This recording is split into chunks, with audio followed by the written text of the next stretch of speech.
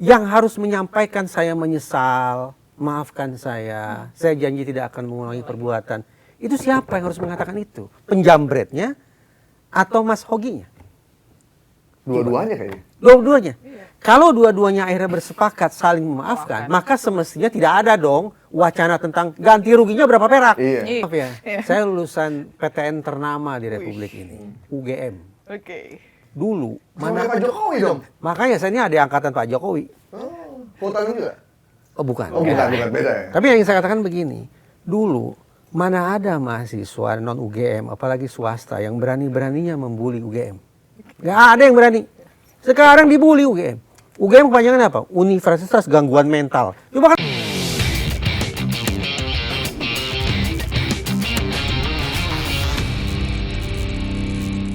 Masyarakat khawatir nanti kalau memang akhirnya sampai di proses ke pengadilan, nanti hakimnya ini nggak seperti yang itu. Ya. Semestinya sampai begitu. Semestinya ya? Iya. Mestinya tidak. Hakim itu ketika membuat putusan mengatakan gini, ada hal-hal yang memberatkan. Ada hal-hal yang meringankan.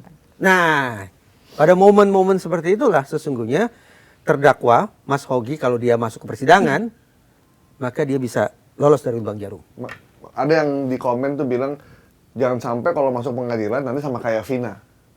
Sebetulnya saya pribadi berharap kasus ini tidak sampai ke pengadilan. Artinya tidak diselesaikan lewat mekanisme litigasi. Saya sepakat ada kata-kata indah yaitu restoratif justice.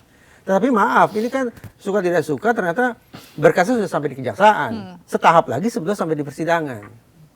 Nah, Jadi kemungkinan litigasi tampaknya ya memang ada kemungkinan tampak di depan mata. nah ini kan peristiwanya udah beberapa bulan yang lalu Iya. ya. Dan si Mas Hogi dan istrinya itu juga mengalami masalah yang berat. Maksudnya dia harus bolak-balik ke kantor polisi, dia harus ditanya-tanya sama orang, bahkan kakinya dipakein pasangin GPS, dia sempat nggak berdagang beberapa hari gitu. Terganggu lah secara ekonomi. Iya. Nah, kemudian viral, kemudian barulah semua orang tergopoh-gopoh termasuk Kejaksaan Negeri dan akhirnya dipanggil di Komisi 3 sekarang. Maksudnya, kenapa dia mesti viral dulu baru kita ramai membicarakan ini? Itu kita sudah tahu ya namanya delik viral kan ya, delik viral. Jadi seolah-olah perjuangan untuk keadilan itu hanya akan bisa signifikan kalau memang ditopang atau didukung oleh para warganet. Nah, warganet dan kita semua juga semestinya punya keinsafan bahwa sebetulnya ini ada paling tidak ada dua versi kasusnya. Kalau dari sisi Mas Hogi dan Mbak Astria, Astria ya? Narasinya apa? Suami bela istri kan? Suami bela istri dari penjambretan. Ternyata dari pihak kepolisian narasinya bukan itu. Polisi itu pakai undang-undang lalu lintas dan angkutan jalan raya. Yaitu pasal 310 dan 311. Sama-sama isinya tentang sederhananya mengemudi secara ugal-ugalan. Bedanya adalah 310 lalai, 311 sengaja. Jadi sebetulnya memang beda alam nih. Beda alam. Cuma masyarakat berharap ya kalau menangani kasus 310, 311-nya jangan lupa mundur dong ke belakang. Ada peristiwa pendahuluannya yaitu penjambretannya itu. Nah, itu tadi saya katakan. Mengapa sesungguhnya saya berharap tidak sampai ke pengadilan? Karena menurut saya nih, dua belah pihak ini punya status ganda. Mas Hogi itu adalah korban yang sayang beribu sayang menjelma jadi pelaku di mata polisi. Sementara penjambret adalah pelaku yang akhirnya bergeser jadi korban. Kayak sinetron jadi. Jadi donasinya kita mau kasih ke siapa ya? Donasi mau kasih ke siapa? Nah, walaupun sesaat lalu saya katakan saya sebetulnya memilih mekanisme restoratif justice saja, mediasi saja. Persoalannya muncul juga. Mediasi itu mensyaratkan harus ada pihak yang minta maaf. Tidak harus diberikan pemaafannya. Tapi meminta maaf harus. Karena itulah titik awal mediasi. Kesediaan seorang pelaku untuk mengakui bahwa dia sudah melakukan kesalahan dan kerendah hatiannya untuk bertobat langsung kepada orang yang sudah dia rugikan. Itu esensi atau pokok awal dari restoratif justice, dalam kurung mediasi. Pertanyaan, dengan masing-masing pihak punya status ganda itu, lantas yang harus minta maaf siapa ke siapa? Coba. Yang minta maaf siapa? Bingung juga ya. Lalu pelaku yang akhirnya harus kita katakan, hei pelaku minta maaf lah kepada korban siapa coba? Ya karena dua-duanya ganda. Iya, dua-duanya ganda. Nah, itu dia. Terakhir sih keluarganya Hogi ya datang ke ini minta Datang kemana? datang ke Oh, ke penjamretnya. ke Keluarga penjamret. penjamret. Silaturahim gitu. Silaturahim. Apa yang dilakukan? Ya minta damai. Tadi saya katakan, semestinya ini kebetulan ya agak pamer sedikit ya. Kebetulan saya mediator bersertifikasi. Oke. Coba telepon Pak Listio coba. Nggak tahu kali dia. Ah, itu. Ini soal minta maaf. Mediator. Iya, Oh, mediator. iya. Iya, Iya. bersertifikat. Jadi omongan saya mudah-mudahan cukup legitimate lah, Iya. gitu. Cukup proporsional lah untuk Terus mengatakan. sertifikatnya asli nih ya. Iya. Asli, Bapak. asli. Sertifikat bahasa Inggris akar katanya certificate. Oke. Di Indonesia kan jadi ijazah. Ijazah. Oh, jadi gitu ya? ingin menanyakan apa Oh sesungguhnya? enggak nanya. Karena Sertifikat ya, bukan ijazah ya. Pramuka udah nggak ada sih, jadi udah aman lah. Saya itu merasa kalau udah masuk karya itu tuh hati saya itu terluka. Gitu. Kenapa ya? Belajar susah-susah dapetin sertifikat itu jadi Ah, bilang palsu. kurang lebih kayak gini nih. Maaf ya, Iya. saya lulusan PTN ternama di Republik ini, UGM. Oke.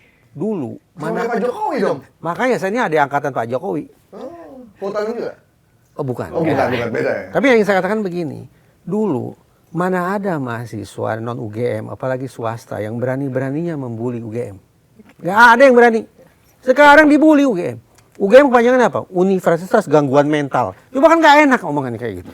Tapi itulah akibat situasi seperti sekarang. Udah kembali ke Udah, pokoknya. kembali ke mediator bersertifikat asli, Nah, bukan iya. buatan pasar Bukan pramuka. buatan. Iya. Terpikirlah oleh saya, bagaimana lah seandainya saya coba mediasi gitu ya. Tapi saya udah kepentok nih, di pintu pertama saya udah terbentur. Ini kan syaratnya harus ada rasa penyesalan, pertobatan. Bahkan syukur-syukur saya bersedia deh untuk mengganti kerugian yang sudah saya akibatkan. Kan esensi dari sebuah proses penegakan hukum itu bukan semata-mata kepastian dalam pengertian ada orang yang dikirim ke penjara misalnya. Tapi keadilan. Bahwa hak korban akhirnya bisa dipulihkan. Itu dulu tuh. Makanya ada restoratif justice. Penyelesaian secara kekeluargaan. Tapi lagi-lagi, yang harus menyampaikan saya menyesal, maafkan saya janji tidak akan mengulangi perbuatan. Itu siapa yang harus mengatakan itu? Penjambretnya atau Mas Hoginya? Dua-duanya kayaknya. Dua-duanya. Kalau dua-duanya akhirnya bersepakat saling memaafkan, maka semestinya tidak ada dong wacana tentang ganti ruginya berapa perak. Iya. Iya. Apa tali pusar ya? Apa? Tali asi. Tali asi. Tali pusar. Kali pusar ya.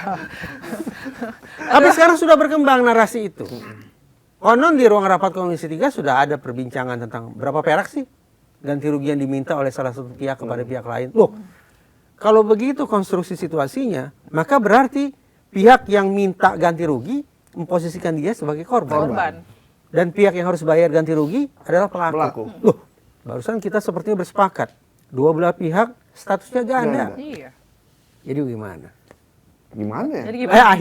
Akhirnya karena restoratif justice tampaknya juga pelik, mungkin realistis lah kalau kita lanjut sampai ke persidangan, tapi dengan harapan itu tadi. Akhirnya Ada paling dua. tidak ya, paling tidak sekurang-kurangnya hakim melihat ada unsur pembenar dan ada unsur pemaaf.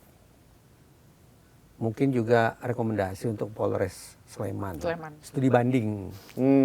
Entah itu ke Bekasi, entah itu ke NTB.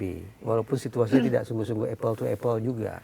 Di Bekasi kan pernah ada ya? Iya, pernah ada kasus Yang itu kan. begal, yang Iya. begalnya dia dibegal, kemudian begalnya dilawan, meninggal. Meninggal. Terus Kapolresnya malah memberikan Penghargaan. penghargaan Karena buat melawan karena begal melawan ya. begal. Iya. Karena di Bekasi kan marak banget. Iya. Itu gimana? Kan bisa Iya. dua hal yang berbeda padahal kasusnya mirip-mirip.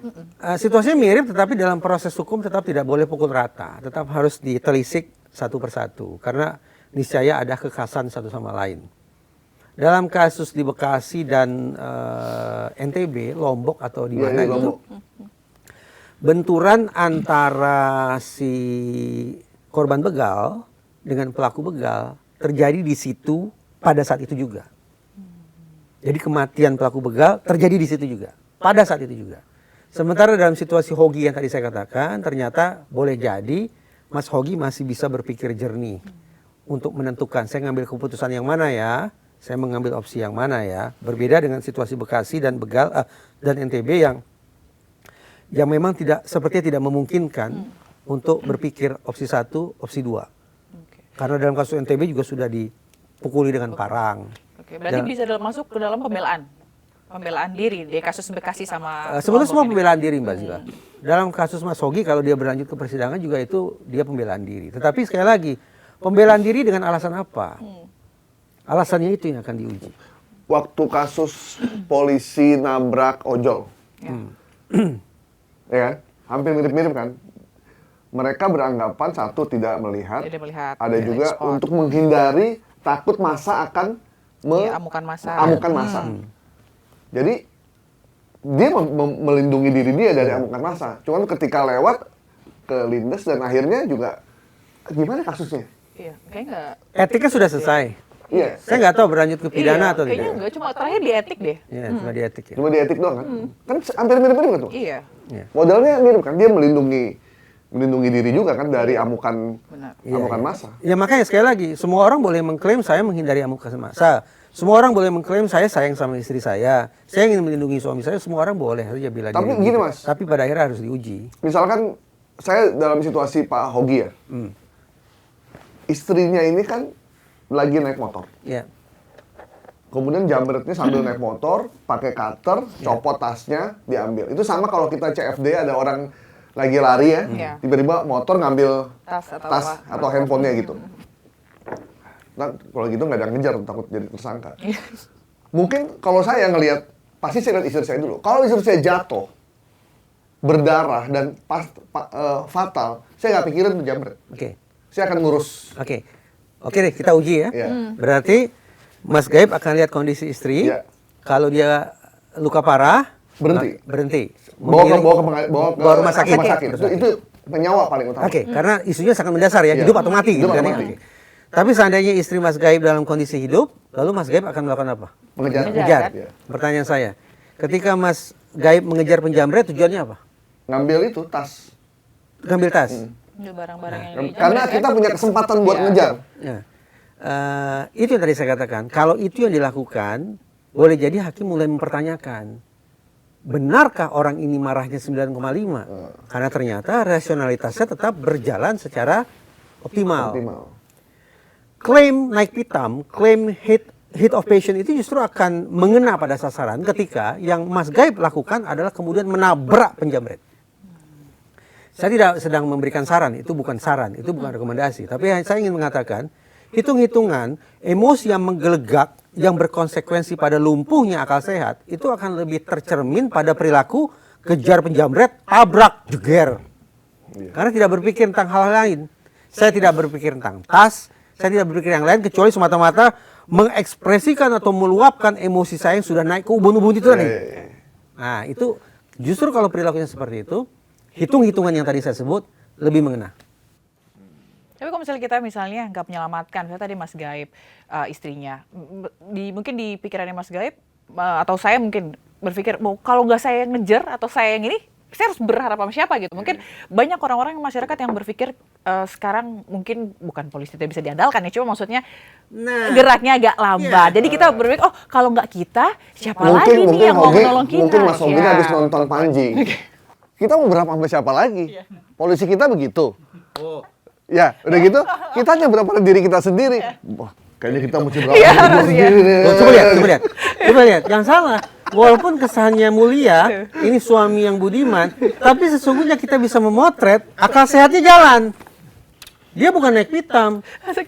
Amarah 9,5 itu hanya sebuah klaim yang lebay.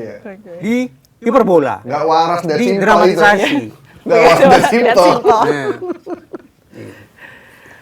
kita harus tegaskan itu juga sekali lagi.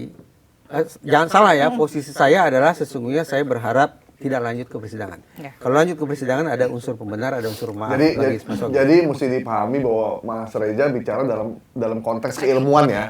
Dalam proses di pengadilan itu akan begini. Iya. Termasuk tadi dengan pengujian, meskipun sama-sama judulnya membela diri, tapi tentu akan diuji apakah pembelaan itu benar-benar murni dan juga tergantung pertimbangan dari hakim sendiri ya. Oh betul, pada akhirnya kembali ke hakim kan. Dalam kasus memutuskan. Bekasi misalnya, kenapa dua orang itu melakukan perlawanan? Karena kilau celurit itu udah kelihatan. Di kasus Bekasi ini. Membayangkan celurit, sakit dong. Ya, tidak terpikir yang lain. Kecuali dibunuh atau membunuh. tepat. Siapa mati, siapa hidup. Yes. Berarti benar kan? Emosi yang sudah semikian tinggi tidak memberikan kesempatan kepada rasionalitas untuk memilih. Karena tinggal satu pilihannya, hidup. Konsekuensinya lawan. Begitu juga kasus NTB.